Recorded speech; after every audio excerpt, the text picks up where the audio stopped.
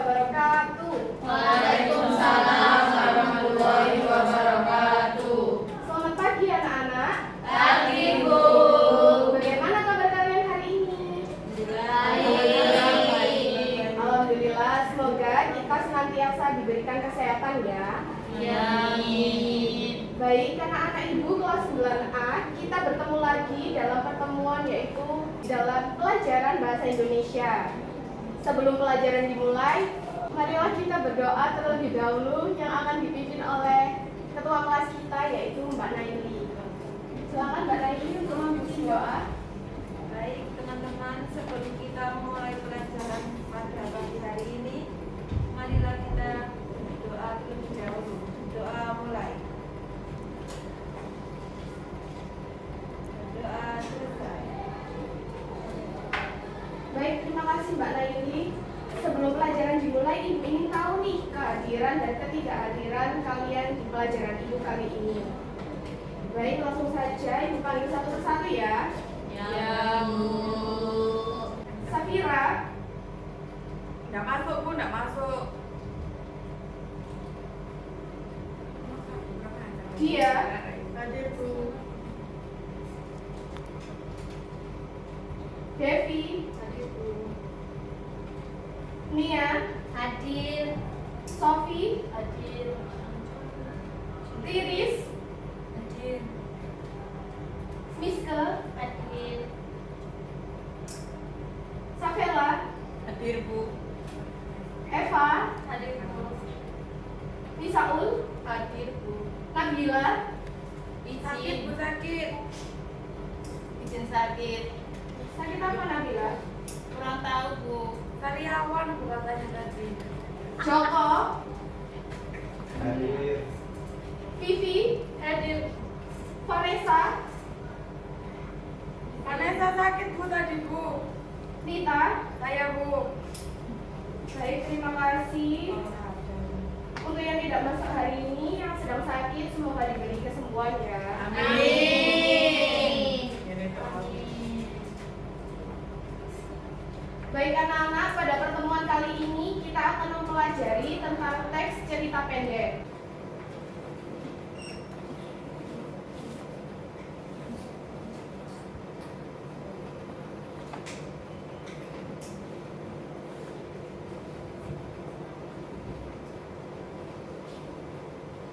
Apa yang kalian ketahui tentang teks cerita pendek? Siapa yang bisa? Saya. Ya, Mbak Sofi. Cerita pendek merupakan prosa fiksi yang menceritakan tentang suatu peristiwa yang dialami oleh penciptaan waktu itu. Baik, terima kasih. Bagus sekali jawabannya. Ada yang mau menambahkan? Saya. Ya, Mbak Devi. Cerpen merupakan suatu karya sastra dalam bentuk tulisan yang mengisahkan tentang sebuah cerita fiksi lalu dikemas secara pendek, jelas, dan ringkas. Baik, terima kasih untuk kedua teman kita yang sudah menjawab tentang teks cerpen. Ibu jabarkan lagi ya. Cerita pendek. Cerita pendek atau biasa disebut cerpen adalah suatu jenis prosa bercerita tentang fiksi. Cerpen cenderung singkat, padat, dan langsung pada tujuannya dibandingkan karya-karya fiksi lain yang lebih panjang seperti novel. Lalu pengertian selanjutnya, cerpen adalah sebuah cerita yang selesai dibaca hanya dalam sekali duduk saja. Panjang cerpen berkisar antara 500 sampai 10.000 suku kata. Bagaimana? Apakah bisa dipahami? Bisa. Baik, Ibu lanjut ya. Selain dengan pengertian cerpen, kita akan mempelajari tentang ciri-ciri cerpen. Ciri-ciri cerpen ada 4. Yang pertama yaitu panjang karangan maksimal 10 halaman. Lalu yang kedua, cerpen hanya habis dibaca dalam sekali duduk saja. Mungkin ada yang bisa menjelaskan apa itu yang dimaksud dari pernyataan habis dibaca dalam sekali duduk saja. Apakah ada yang bisa menjawab? Ya. Baik, Ibu jelaskan ya. Artinya, ketika kalian membaca cerpen, kalian tidak membutuhkan waktu yang lama seperti membaca novel, membaca naskah drama, seperti itu. Jadi hanya sekali duduk, kalian bisa membaca cerpen dan langsung selesai membacanya. Bisa dipahami anak-anak? Bisa, Ibu. Baik, kita lanjut ke ciri-ciri cerpen yang ketiga, yaitu dalam sebuah cerpen hanya ada satu konflik atau satu permasalahan saja. Lalu ciri-ciri yang keempat, perwatakan tokoh ditulis dengan singkat. Apakah bisa dipahami anak-anak ciri-ciri cerpen? Bisa. Baik, Ibu lanjut ya. Iya, Bu. Iya, Bu Siska. Baik anak-anak, kalian sudah mengerti tentang pengertian cerpen, ciri-ciri cerpen. Selanjutnya kita akan mempelajari tentang unsur-unsur yang ada di dalam cerpen. Unsur-unsur yang ada di dalam cerpen ada apa saja? Ada dua, unsur intrinsik dan unsur ekstrinsik. Siapa yang tahu unsur intrinsik itu apa? Baik, Ibu jelaskan ya mengenai unsur intrinsik. Unsur intrinsik adalah unsur yang ada di dalam sebuah cerita atau teks cerpen. Siapa yang di sini bisa menyebutkan unsur intrinsik itu apa saja? Saya, Bu. Baik, Mbak Eva, silakan disebutkan. Yang pertama ada tema, yang kedua latar, Latar, ya, yang ketiga tokoh atau penokohan,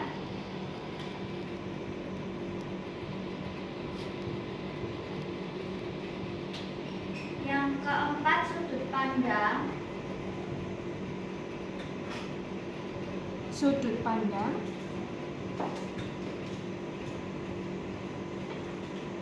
yang kelima alur, dan yang terakhir amanat, Bu. amanat. Bagus sekali ini jawabannya, lengkap. Terima kasih Mbak Eva atas jawabannya. Benar sekali ya, unsur intrinsik yang ada di dalam cerpen ada 6. Yang pertama itu adalah tema. Yang kedua, latar. Ketiga, tokoh dan penokohan. Yang keempat, sudut pandang. Yang kelima, alur. Dan yang terakhir adalah amanat.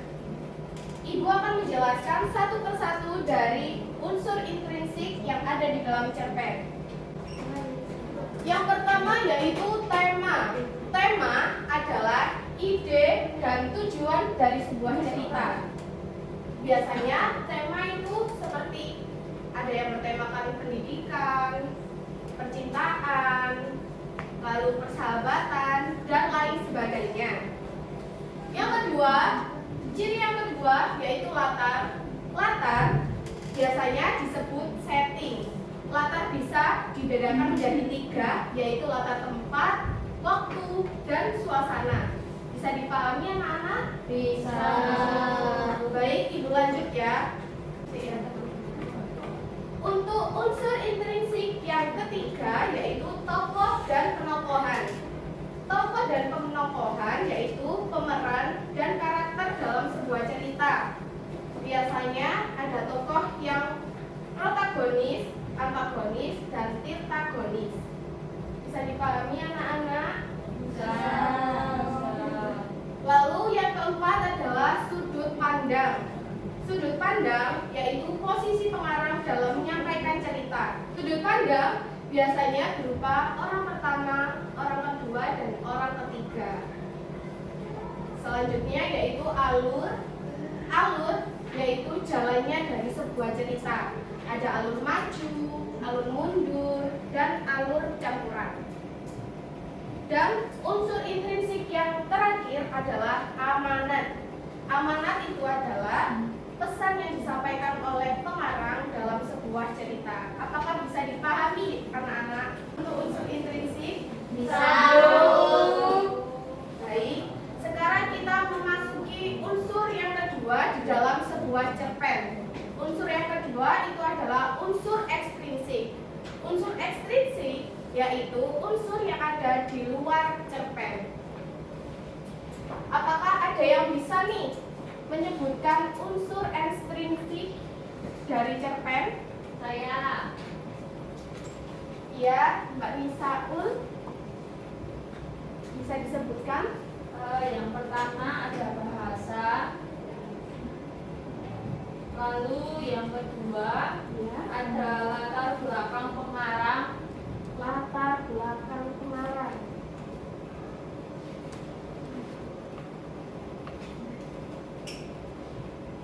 Yang ketiga nilai yang terkandung dalam cerpen.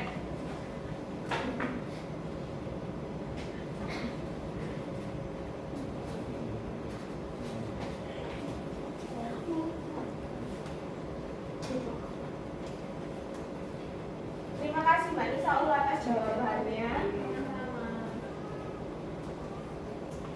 Nah, sekarang kita mempelajari tentang unsur ekstrinsik. Seperti yang Ibu telah katakan tadi, unsur ekstrinsik adalah unsur yang ada di luar cerpen. Seperti yang sudah disebutkan oleh Mbak Nisaul tadi, unsur yang pertama yaitu bahasa. Nah, bahasa yang digunakan ini di dalam cerpen bisa berupa bahasa Indonesia atau bisa bahasa campuran seperti bahasa asing, bahasa daerah, dan lain sebagainya tergantung dalam sudut pandang pengarang tersebut. Lalu untuk unsur yang kedua ada latar belakang pengarang. Latar belakang pengarang ini meliputi kehidupan pengarang, maksud dari tujuan pengarang dalam membuat cerita, dan lain sebagainya.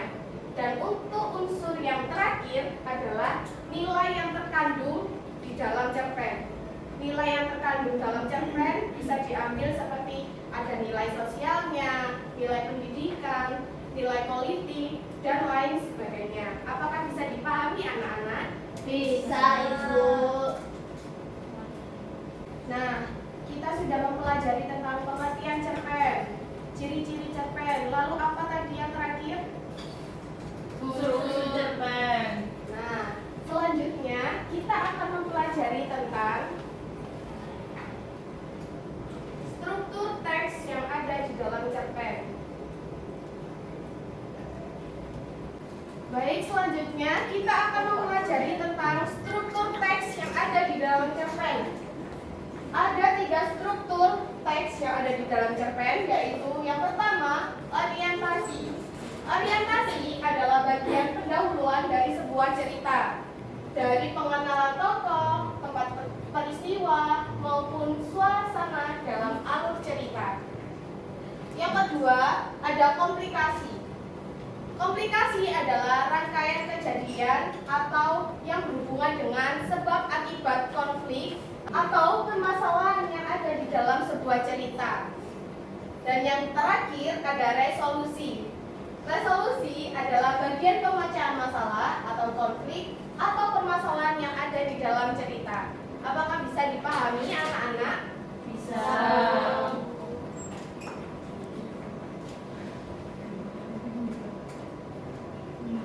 Dan untuk pembelajaran yang terakhir dari teks cerpen yaitu kaidah kebahasaan teks cerpen. Kaidah kebahasaan teks cerpen ada 3, yaitu menggunakan kalimat deskriptif, menggunakan kata atau kalimat ekspresif, dan menggunakan majas. Yang pertama, kaidah kebahasaan yang terdapat di dalam teks cerpen yaitu menggunakan kalimat deskriptif. Kalimat deskriptif adalah kalimat yang menggambarkan objek, peristiwa, hal, atau orang yang ada di dalam sebuah cerita. Lalu yang kedua, menggunakan kata atau kalimat ekspresif. Kata atau kalimat ekspresif ini adalah penggunaan kata atau kalimat yang mengekspresikan sebuah perasaan pada cerpen. Dan untuk yang terakhir, yaitu menggunakan majas. Penggunaan majas akan memiliki efek teks lebih indah, imajinatif, dan ekspresif. Apakah bisa dipahami anak-anak? Bisa, Bu.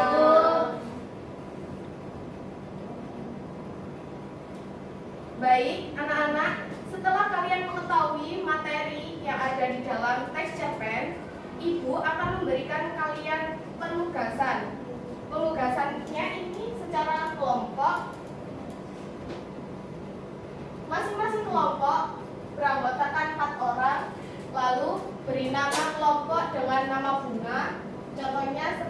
kelompok mawar, kelompok melati, dan lain sebagainya, dan kerjakan lembar penugasan. Apakah bisa dipahami? Bisa. Silakan membentuk kelompok. Ayo. Ibu sudah. Sudah, Bu. Apakah sudah dapat kelompok semua? Sudah.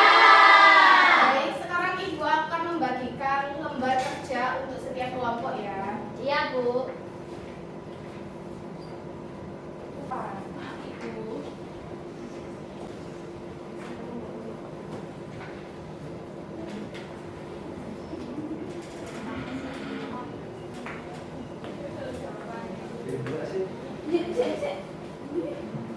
Kamu itu kelompokmu di sana, bukan di sini.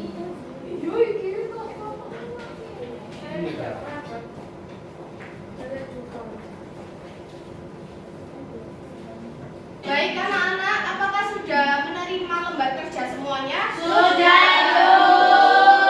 Baik, segera dikerjakan ya. Iya, Bu.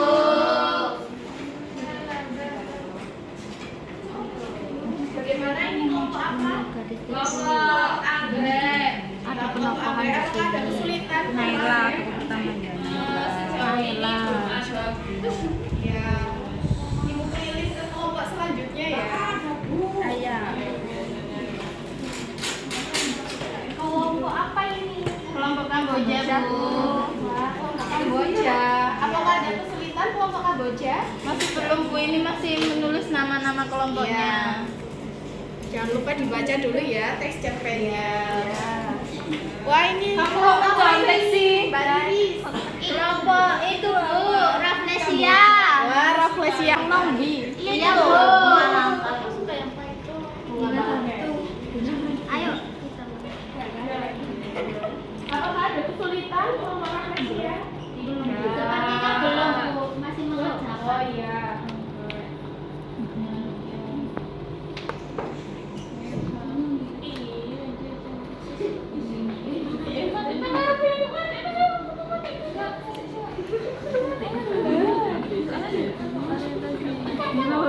Itu apa? Orientasi. Ini jawabnya gimana? Yang ini. Jadi orientasi. Nah, ini dimasukin ke sana. Baik anak-anak, apakah sudah dikerjakan semua setiap kelompok? Sudah, Bu. Berarti sudah selesai ya ini. Sudah. Baik, selanjutnya yaitu setiap kelompok mempresentasikan hasil kerjanya. Ayo, siapa ini yang berani maju? Pertama, Bu. Saya, Bu. Mbak Riris, kelompok apa? Rafflesia. Iya. Ya, ayo maju Mbak Riris mewakili kelompoknya.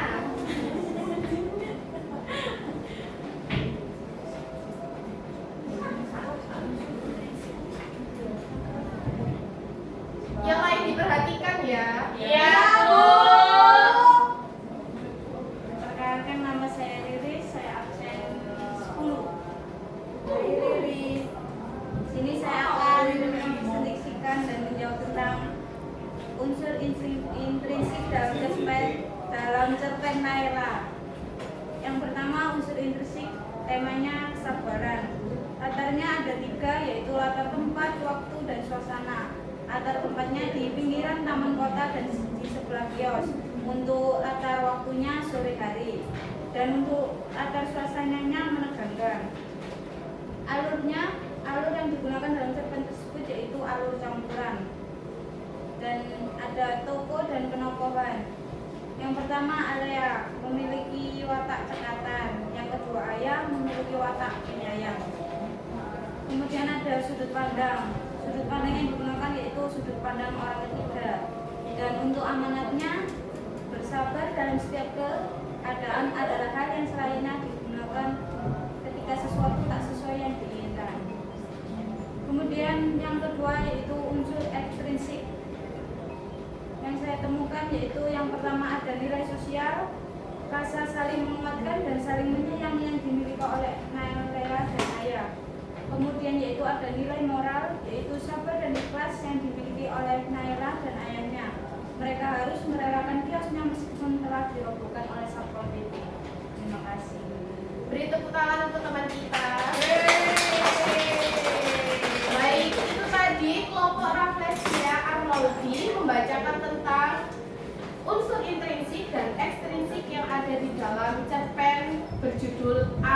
Ya.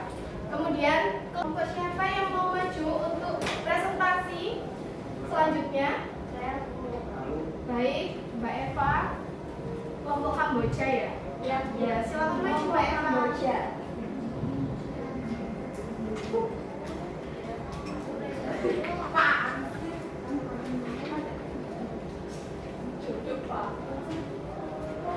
Perkenalkan, nama saya Eva Galanti Ranjani, absen 3. Dari kelompok apa Mbak Eva? Kelompok Kamboja. Di sini saya akan mempresentasikan tentang menganalisis struktur cerita pendek yang berjudul Tugas Kelompok. Untuk yang orientasi ada di jawaban paragraf yang pertama, yaitu hari ini aku mendapat tugas kelompok dan anggota kelompokku Faras, Dea, Cita, Rizky, dan Faris. Kami berenam ditugaskan untuk membuat presentasi tentang materi yang diberikan dosen. Untuk yang komplikasi ada di paragraf ketiga. Pada awalnya semua orang setuju hingga saat sudah berkumpul, Rizky dan Faris tidak datang dan tidak ada kabar juga. Kami semua mencoba untuk menghubungi mereka, namun tetap tidak bisa. Karena ini baru pertemuan pertama, kami menoleransi mereka berdua. Untuk yang revolusi ada di paragraf keempat, yaitu hari ini kami semua akan presentasi hasil diskusi kami. Kami semua melakukan presentasi dengan baik dan mendapat nilai sempurna. Baik, beri tepuk tangan untuk teman kita yang sudah menyampaikan dulu.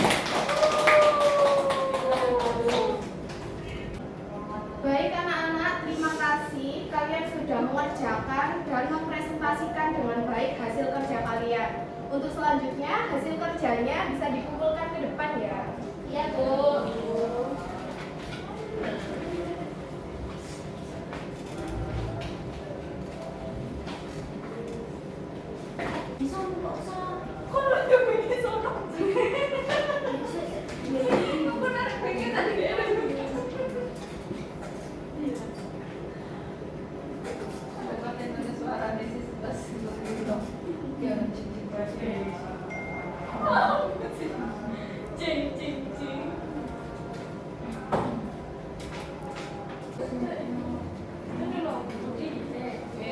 Baik anak-anak, kita sudah mempelajari tentang teks cerpen. Ibu akan mengulang kembali untuk materi teks cerpen. Tadi apa pengertian dari cerpen?